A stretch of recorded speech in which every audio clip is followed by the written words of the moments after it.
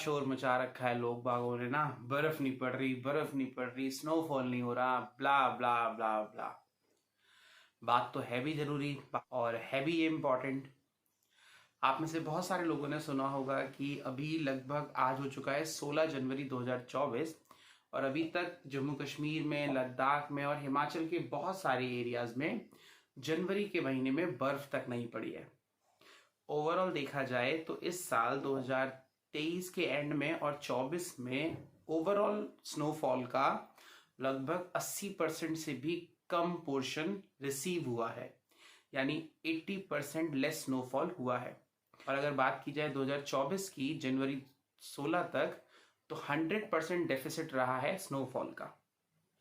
Now अब बात करते हैं कि स्नोफॉल क्यों नहीं हो रहा है। एक्चुअली जो मैं वीडियो बना रहा हूँ बेसिकली इसी बात के बारे में डिस्कस करने के लिए है कि अभी इस साल और पिछले कुछ सालों से स्नोफॉल नॉर्थ इंडिया में कम क्यों हो गया है।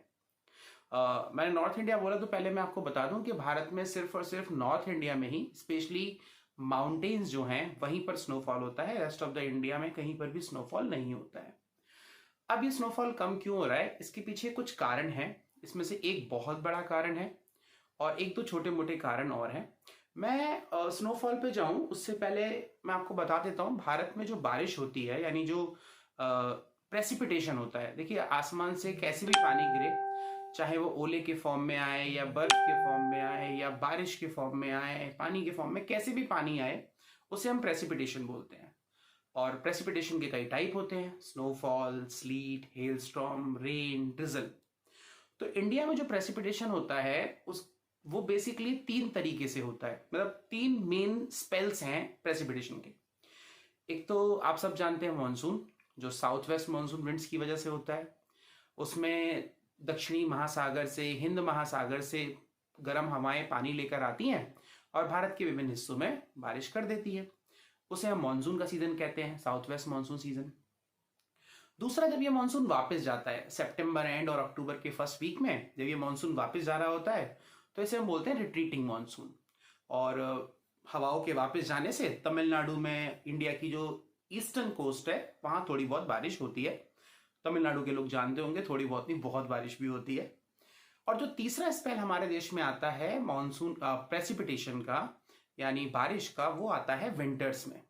दिसंबर और जनवरी का महीना ऐसा होता है जब भारत में थोड़ी सी बारिश आती है और ये सिर्फ भारत के उत्तरी हिस्सों में ही देखी जाती है। नॉर्दर्न प्लेन्स में बारिश होती है और नॉर्दर्न माउंटेन्स में, यानी कि हिमालयाज में, होता है स्नोफॉल। लेकिन इस साल स्नोफॉल अभी तक नहीं हुआ है। तो उसका जो मेन कारण है वो है एक्चुअली वेस्टर्न डिस्टर्बेंस। ये वर्ड आपने कई बार न्यूज चैनल्स में सुना होगा, न्यूज़पेपर्स में पढ़ा होगा। पश्चिमी विक्षोभ के आने के कारण बर्फ पड़ रही है।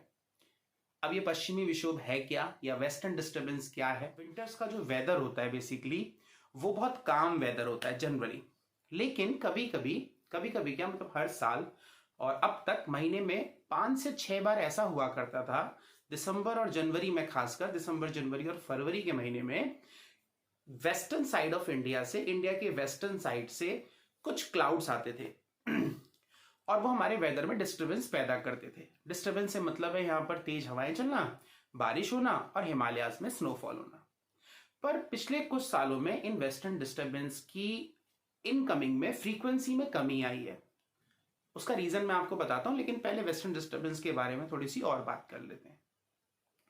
बात आती है वेस्टर्न डिस्टर्बेंस भारत में क्यों आता है। देखिए, दुनिया में जहां पर भी हवाएं चलती हैं, ये बारिश, ये वेदर, क्लाइमेट में जो भी चेंजेस हैं, उसके पीछे टेम्परेचर का बहुत बड़ा रोल है और टेम्परेचर से ही असर पड़ता है हवाओं पर। आप में से बहुत सारे लोग जानते होंगे कि हवाएं कैसे चलती हैं। हवाओं का जो मूवमेंट होता है, एयर सर्कुलेशन, वो हमेशा cold place to hot place होता है, यानी हवाएं हमेशा ठंडी जगहों से गर्म जगहों की तरफ चलती हैं।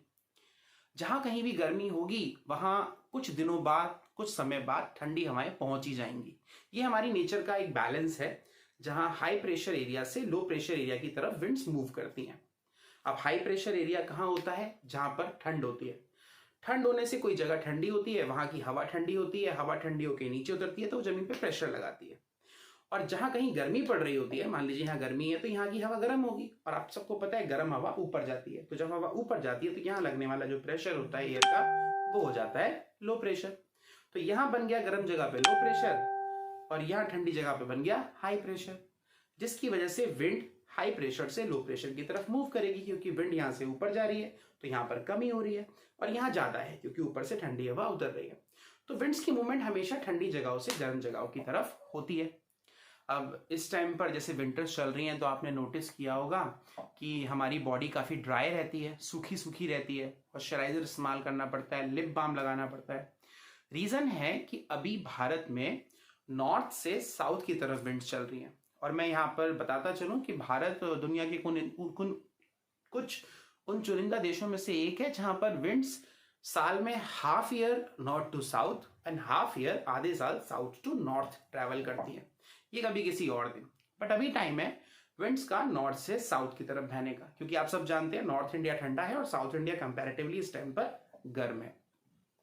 तो क्योंकि नॉर्थ से विंड्स आ रही हैं और वो सारी विंड्स ड्राई एरिया से आ रही हैं, क्योंकि नॉर्थ में कहीं ऐसा तो है नहीं कि बहुत पानी है, समुद्र है, तो वहाँ हवा बर्फीले एरिया से, ठंडे एरिया से ठंडी ठंडी हवाएं आ रही हैं जो बिल्कुल ड्राई हैं, और जब वो आकर हमें हिट करती हैं, हमें टच करती हैं, हमारी बॉडी पर अटैक करती हैं, तो हमारी बॉडी का मॉइस्चर भी ड्राई हो जाता है, इसीलिए इस टाइम पे बहुत सूखापन रहता है। जबकि इसके अपोजिट जब मानसून सीजन होता है, जब समर सीजन होता है, तब विंड्स साउथ से नॉर्थ की तरफ आती हैं, तब कंपैरेटिवली साउथ ठंडा होता है और नॉर्थ इंडिया बहुत गर्म होता है, तो विंड्स की मूवमेंट उस ठंडी जगह से गर्म जगह की तरफ होती है, और उन विंड्स में मॉइस्चर होता है, तो उस टाइम पे आपको पता ही है कि हमारा पसीना नहीं सूखता। खैर, इसी एयर प्रेशर के डिफरेंस से विंड्स चलती हैं, और ऐसा ही एयर प्रेशर का डिफरेंस इस टाइम पर भी पाया जाता है। वेस्टर्न डिस्टर्बेंस भी इसी कारण से भारत में आता है, एयर प्रेशर में डिफरेंस की वजह से।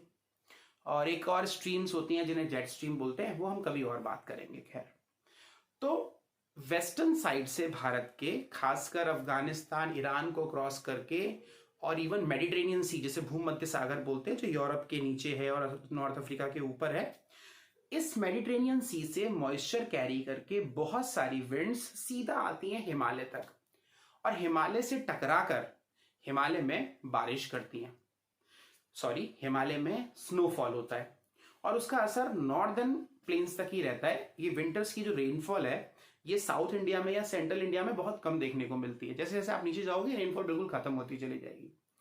तो ये वेस्टर्न डिस्टर्बेंस अब तक, पिछले कुछ सालों तक, महीने में 5-5, 6-6 बार आते थे, यानी 5-5, 6-6 बार ऐसा चांस बनता था कि नॉर्थ में बारिश होती थी और नॉर्दर्न हिमालयाज में स्नोफॉल होता था। लेकिन पिछले कुछ सालों में क्लाइमेट चेंज की वजह से, ये टेम्परेचर में डिफरेंस आने की वजह से, जहां पहले हॉट होता था वहां कहीं कोल्ड होता था, उसमें डिफरेंस आने की वजह से अब ये वेस्टर्न डिस्टर्बेंसेस काफी कम हो गए। अब महीने में 1-2 वेस्टर्न डिस्टर्बेंस आते हैं, और वो भी बहुत कमजोर वेस्टर्न डिस्टर्बेंस आते हैं।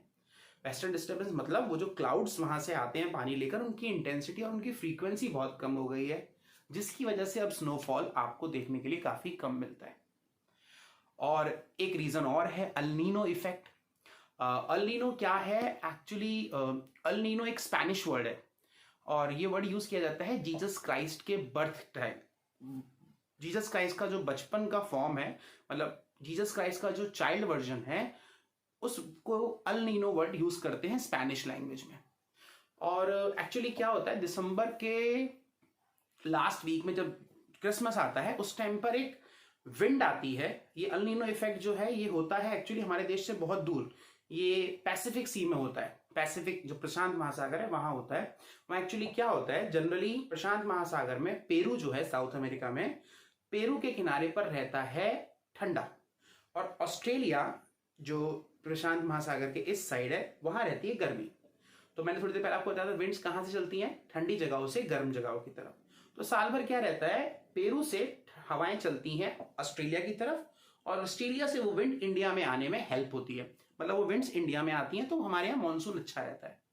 लेकिन कभी कभी कुछ साल क्या होता है कि पेरू में आ जाती है एक हॉट ओशन करंट, गर्म समुद्री धारा। उससे क्या होता है, पेरू की तरफ जो जनरली ठंडा मौसम होता है, उस गर्म हवा से गर्मी हो जाती है। अब क्या होता है, यहां मौसम गर्म हो जाता है, और कंपैरेटिवली ऑस्ट्रेलिया का जो मौसम है वो ठंडा रह जाता है। तो विंड्स जो नॉर्मली पैसिफिक ओशन में पेरू से ऑस्ट्रेलिया की तरफ चलती थी वो उल्टा ऑस्ट्रेलिया से पेरू की तरफ चलने लगती हैं। और वो विंड्स जो पेरू से ऑस्ट्रेलिया आकर इंडिया आती थी वो विंड्स पेरू से ऑस्ट्रेलिया ना आकर उल्टा ऑस्ट्रेलिया से पेरू चली जाती हैं। तो हमारे यहाँ मानसून आने की जो इंटेंसिटी होती है वो हो जाती है काफी कम, हमारा मानसून बर्बाद हो जाता है और ये हर 4 से 5 साल बाद होता है। वेरेज इसका उल्टा असर पड़ता है साउथ अमेरिका की वेस्टर्न कोस्ट पर। यहां बाढ़ आती है, बहुत एक्सटेंसिव रेनफॉल होती है जिससे यहां नुकसान होता है और हमारा मानसून खराब हो जाता है, उससे हमें नुकसान होता है। उसी का कुछ असर इस टाइम पर विंटर में भी देखने को आता है। ये जो टेम्परेचर इन्वर्जन है, ओके, ये जो अल्नीनो इफेक्ट है, और क्योंकि दिसंबर में जीसस क्राइस्ट के बर्थ के आसपास ही ये करंट आती है इधर पेरू में, तो इसको इसीलिए अल्नीनो भी कहा जाता है और इसको एनसो भी बोलते हैं, El Nino southern oscillation. Oscillation होता है ना, टन टन टन, तो इधर का प्रेशर इधर और इधर का प्रेशर इधर शिफ्ट हो जाता है। तो कुछ अल्नीनो का इफेक्ट है इस साल कि हमारा स्नोफॉल नहीं हो रहा है और ग्लोबल क्लाइमेट चेंज तो हो ही रहा है। अब देखिए, मैं घूमता फिरता हूँ, लोग बहुत घूमते फिरते, तो हमें तो दिख रहा है कि भाई बर्फ नहीं पड़ रही तो हम स्नो में एंजॉय कैसे करेंगे, गुलमर्ग में क्या करेंगे। देखो, टूरिस्ट कम आ रहे हैं, ये है एक शॉर्ट टर्म इफेक्ट बाद बर्फ ना पड़ने का। ठीक है, टूरिस्ट कम आएंगे, थोड़ा नुकसान होगा, लेकिन इसका लॉन्ग टर्म नेगेटिव इफेक्ट बहुत ज्यादा है। लद्दाख में पीने का पानी जो मिलता है लोगों को वो इसी बारिश बर्फ के पिघलने का मिलता है। वहां का पूरा क्लाइमेटिक सिस्टम चेंज हो जाएगा। अंडरग्राउंड वाटर रिजर्व्स रिचार्ज नहीं होंगे और क्योंकि बर्फ नहीं पड़ेगी तो ग्लेशियर्स मेल्ट होंगे तो उनकी स्पीड बढ़ जाएगी। ये लॉन्ग टर्म में बहुत नेगेटिव इफेक्ट है। पीने की पानी की कमी होगी जो मैंने आपको बताया, ठीक है। आने वाली फसलों पर इसका असर पड़ेगा। तो ये कुछ नेगेटिव इफेक्ट हैं जो स्नोफॉल के ना होने से होंगे। कश्मीर में भी होंगे, लद्दाख में भी होंगे, हिमाचल में भी होंगे। और टूरिस्ट पे तो पड़ ही रहा है कि लोग जा रहे हैं लेकिन निराश होकर वापस आ रहे हैं। तो कुल मिलाकर जो सबसे बड़ा रीजन है स्नोफॉल ना होने का इस साल या हर साल जो होता है वो है due to low frequency of western disturbances. पश्चिमी विक्षोभ का भारत में सही समय पर ना आना इस टाइम पर स्नोफॉल का ना होने का बहुत बड़ा कारण है। तो आशा करता हूं इस वीडियो से आपको समझ में आ गया होगा कि अभी तक हमारे यहाँ स्नोफॉल इतनी कम क्यों हुई है और क्यों स्नोफॉल होता है, कहाँ से ये सारी विंड्स आती हैं और कैसे ये बारिश होती है। तो इसी के साथ इस वीडियो को करते हैं यहीं पे खत्म। अगर आपको मेरी दी हुई इन्फॉर्मेशन समझ में आई हो, आई नो थोड़ा कंफ्यूजिंग था, थोड़ा left right air pressure and all है थोड़ा, बट इन शॉर्ट अगर नटशेल में बताऊं तो western part of the world से, खासकर मेडिटेरेनियन सी से क्लाउड्स वाटर लेकर नॉर्थ तक नहीं आ पा रहे हैं। इसी कारण से इस टाइम पे स्नोफॉल नहीं हो रहा है। तो आशा करता हूं आपको ये सब समझ में आ गया होगा। अगर समझ में आया है तो डू लाइक दिस वीडियो और कुछ भी कमेंट आप कर सकते हो। ऐसी कुछ ट्रैवल एंड अदर इंफॉर्मेशन से रिलेटेड वीडियो देखने के लिए इस चैनल को सब्सक्राइब जरूर करें। Bye bye.